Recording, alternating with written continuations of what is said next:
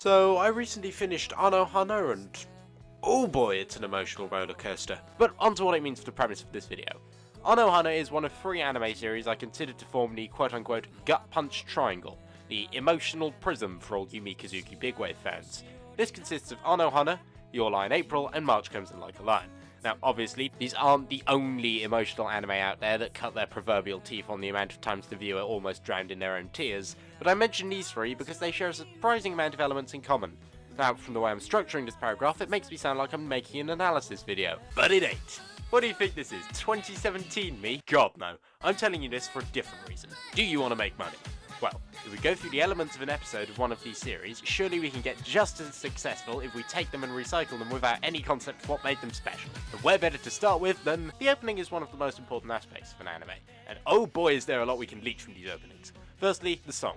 Each of these songs should start off with a guitar riff, like this. This.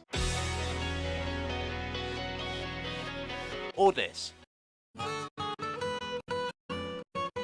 Let's go! And after that, we just need to get into our lyrics. I know fuck all Japanese, but that won't stop me.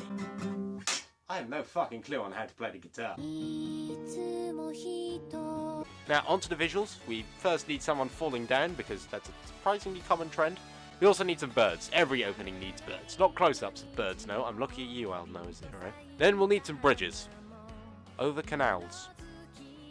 I fucking told you they were important! And our final touch, a shot of our MC with everyone who helps them distract from the struggles of being the kind of MC you see in this show. On the subject of the kind of MC you see in this show, let's get on to making an MC. So first what we've got to do is get an original design for them. Glasses, scruffy hair, normally wearing a t-shirt. That was fucking easy. But now on to the question of what kind of lifestyle they lead. Well, they don't really do much nowadays, considering that in the past they were good at something, but now they kind of hate that thing on account of the fact it might be ruining their life. Also, they aren't really bothered about how their school career is going, and they either don't give a shit while they're there, or they just don't attend entirely. Now, you'll probably ask this guy, in the words of Filthy Frank, "Where the fuck are your parents?" And I'll give you 5 seconds to guess what they think about their son's activity.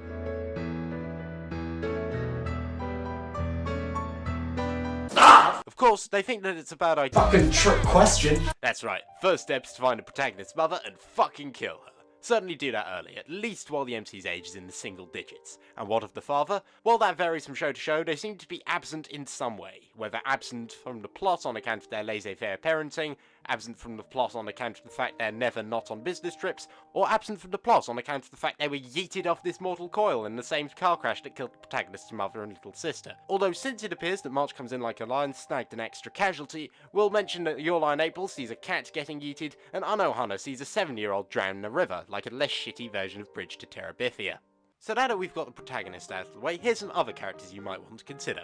The childhood relation character who always wants to distance themselves from the protagonist, but always somehow ends up going round to their residence. Must have brownish hair in a dramatic scene of them in bed. The solid dude who is brilliant to hang around, despite being a bit too full on for the protagonist. Must have brownish hair and an emotional turmoil that is only seen briefly and never really expanded upon. The pure as fuck romantic interest, who helps the protagonist come out of their dark state. Must wear dress.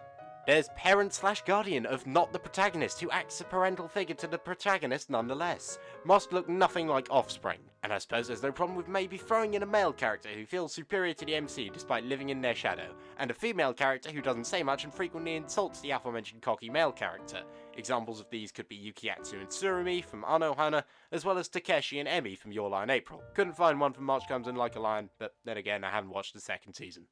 And a brief word on the ED, it should be fairly simple. Show still shots of the female leads looking behind them, and in contrast to the OP, instead of having something falling, we have something ascending. But before we make people feel too hopeful, we'll add in a song which will be largely forgotten until it plays at some point in the final episode and everyone watching cries. But I'm getting ahead of myself. Although, now that we're mentioning crying, one way to make the audience cry is have all the characters cry. That should happen at least once every episode, preferably at the end. But what else should we have in terms of circumstances? Well, we should have the protagonist have a flashback at some point, we should have the childhood relation character be lying on her bed at one point and contemplating her situation, we should have the characters invite the protagonist to a meetup they don't really want to go to, we should have light banter which makes us like the solid dude character while also hinting at their loneliness but never goes overboard with it, we should have something that leads the pure as fuck character to believe that the MC and the childhood friend are with each other, hence starting a love triangle. We need the cocky bastard to challenge the MC at the thing they don't do, leading the MC to fail using some kind of drowning metaphor. But then he's encouraged by the aforementioned pure as fuck person, and then does well at that thing. And then, aforementioned breakdown, roll ED. And before we get into this, you've probably noticed that I've been saying thing the MC used to be good at quite a lot. And so I think now it's probably appropriate to give our protagonist a pastime which he has a conflicted relationship with. For Kosei, it's playing the piano, with Kiriyama, it's shogi, and for Jinta, it's having friends. So I decided to assign a pastime for our protagonist, which is going to be Bananagrams. For those unenlightened, Bananagrams is the guy you tell Scrabble not to worry about. Effectively, you make words, you make all the words, and then you win. Wasn't that a lovely explanation? Now, let's watch an episode of my new anime, which I made using this formula, called The Flower Comes in Like a Lie in April. Don't my titles just roll off the tongue?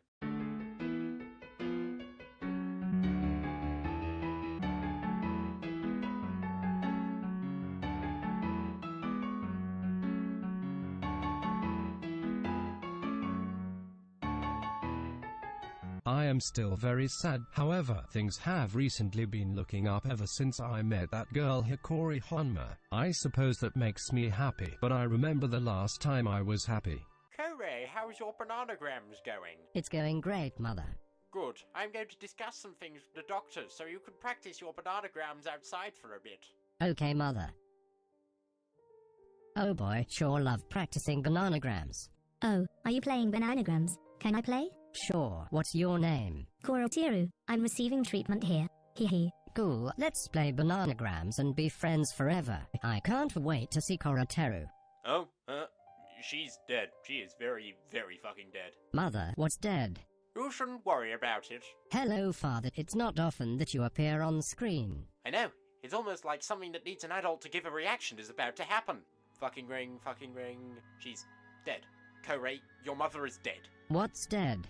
And I still hear that phone sound every time I close my eyes. Ominous fucking ring. Diegetic fucking ring. Yes. How you doing? It's me, Ryodo Nikaido. I'm getting the gang together tomorrow. Sure thing. Heck yeah, I'm cripplingly insecure. Hey Tsuko, the gang is getting together tomorrow. Sigh. I'm not sure what to do about my feelings for Corey. I don't want to see him seeing as I'm always used to him having the agency of a bird's eye potato waffle, but now he's less PTSD ridden than usual. Hi Mum. Oh, are you going to meet up with that lovely boy Kore? He's such a lovely boy. Hey, if it isn't Hikari. How are you all doing? I want to go home. You always say that. Man, you two must be really close. Right, I'm going to play you at Bananagrams. Finally get revenge after all these years. You always get so worked up about this. Okay, if you must. I'm really good at bananagrams, but I'm unenthusiastic. At the same time, I'm enjoying this. Nothing here reminds me ! I can't think of words to put down now. It feels like I'm drowning. Don't worry, remember, you're special, and you shouldn't live under a rock like this. Damn it. You beat me at Bananagrams again. Well, how do you feel? Sob, thank you, louder sob. All jokes aside, I would highly recommend you go and watch Anohane Your Lie in April or March Comes in Like a Lion if you haven't already. For one, their portrayals of the characters' mental states a bit more, less shit than what I've just done. But yeah, like if you cry every time.